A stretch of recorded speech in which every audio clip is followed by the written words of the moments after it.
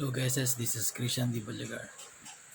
Habang nakiga ako, umuulan, ay naalala ko yung mga throwback memories natin noon.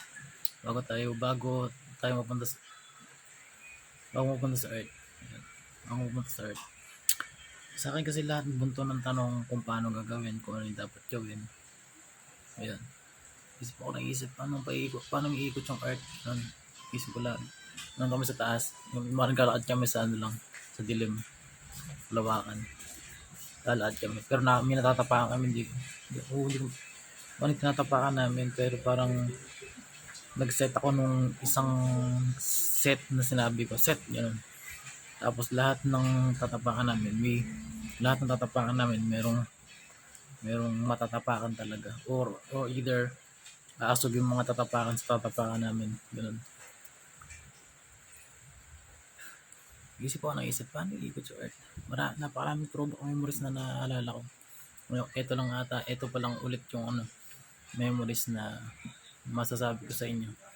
Ayun. Paano ikot ng Earth? Sabi ng Diyos, di ba pwedeng kapangyarihan na lang eh. Sabi ng Diyos. Yun. Itong naisip ko. Binus nila ako ng binus. Di ba kaya ganun? Ginaganon nila. Para ako, naisip ko. Alam ko na pwedeng lagyan ng bakal sa ilalim, sa loob. Pwedeng lagyan ng bakal kasi yung bakal may kusa.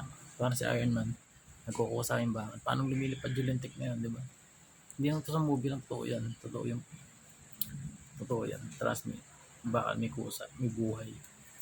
Yung mga tela natin may buhay yan. Pag wala yung buhay mo, kung patay, tignan yan. Trust me, yung tela, ito ang damit ko. Kung walang buhay yan, mukhang patay, tignan yan. Tignan nyo pag binaba. Walang buhay, di ba? Pag may buhay, di ba? Walang buhay. Walang buhay. Di ba? Kung titingnan nyo, walang buhay. Yung tela. Di ba? Kapangit. Ano sa forma? Pero kung may buhay siya, yan. Naisip ko, ayan, lagyan ng bakal sa loob yan. Mga sanga-sangang bakal sa loob.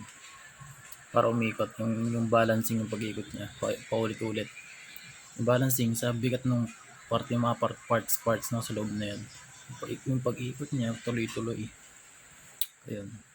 Tapos meron ako pinalagari sa Diyos na kailangan yung guhit ng ginuhit ko. Ginuhit ko. Kailangan yung ginuhit ko, saktong, walang labis, walang kulang, saktong-sakto, lalagarin ng bakal. Sabi ko, tansin ba ako tansyado? Kasi gumawa na ako. Kaya lang dyan sa part niyan, kinakabahan ako baka pumaling, ganun. Kasi kung mamamali yung ending nung gagawin namin, gawa na, kompleto na. Welding na lahat. Tapos, sa quality, pinatanong ko isang quality check, ganun. Tapos pag namali kami dun sa pagkakalagari, sa una pa lang, parang mali tayo dito. Parang mali tayong tumira dito. Ganun, dahil yung pagkakagawa, parang may mali kaming nagawa. Ganun, parang mali tayo dito. Kaya sa Diyos ko, pinasa yung paglalagari, yung huli. Tapos, ayun, sinasabihan ko siya, may malalim. 1, 2, 3. Pagbaba ng lagari pagbaba ng lagari, yung talim ng lagari sa bakal, sakto po, nalagari na lang. Hindi kami sabi ko, huwag nyo muna sabihin. Yung sabihin na tumama, ganun. Kasi baka mapaling pa, ganun. Kasi nilagari na. Kalakas pa namin nun. Yan, malakas pa kami nun. Saglit lang nilagari. Pero yung binakatan lang. Tapos pinalagari ko na kay Jay, yun. Kasi nga, para meron naman part yung hindi naman puro Diyos lang yung gumawa, di ba? Hindi lang puro Diyos lang yung nag-ending ng art ng pag-ikot, di ba? Tapos yun, sinurpresa namin si Papa God. Hindi pa niya nakikita. Sabi ko, surpresahin natin siya. Kasi nga siya yung susi sa nangyari. Surpresahin natin. Umikot ba ka sa akin? Tapos pinakita namin, umiikot nga. Tama na. Yun. Tapos ito kasi marami kasi ako kasi nag-set ng lahat na to. Hindi, huwag kayong mag-alala, hindi tayo maboboring. Walang maboboring kahit isa.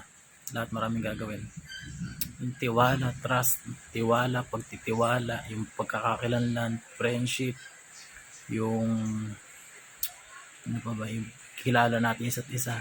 Yun ang totoo. Alam niyo kung bakit naging puppet sila Eduardo, sila Dibodas, kasi takot sila. Takot sila sa gagawin, nagdududa sila sa mangyayari. Sa prediction, pagdududaan nila, kahit alam nun nilang mangyayari. Ilang beses na nangyayari prediction, alam naman nila yan. Pero duda pa rin. Paano man yung magagawa yan? Sa akin, sa ako. Paano yung magagawa yan? Paano yung magagawa yan? Puro ganun, puro paano. Mga sabi, gawin niyo lang akong puppet, sabi nila. Gawin niyo lang akong puppet, Eduardo, hindi buhudas yan. Gawin niyo lang akong puppet. Yan, ginawang puppet ng mga kalaban. Ayan. Yun na yan.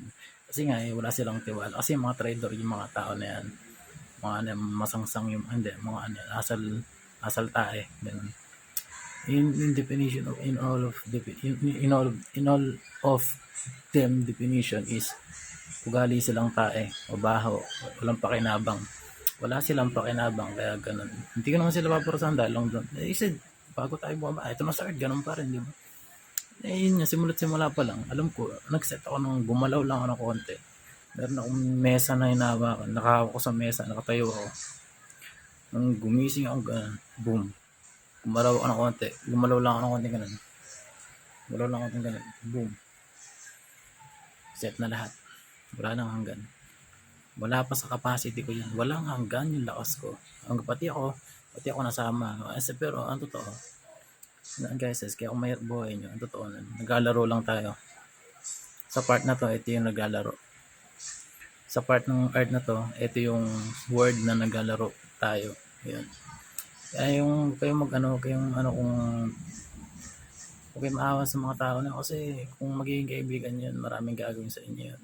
Kasi sa langit, unless magkasawa kang mayaman, baka nakawan, baka saksakin, baka dalihitin, sisirain ka, ganun. Kasi yung sa langit kasi puro masaya na yun, puro mga pagkakatiwala ang tao na pag sila nasama doon, di ba?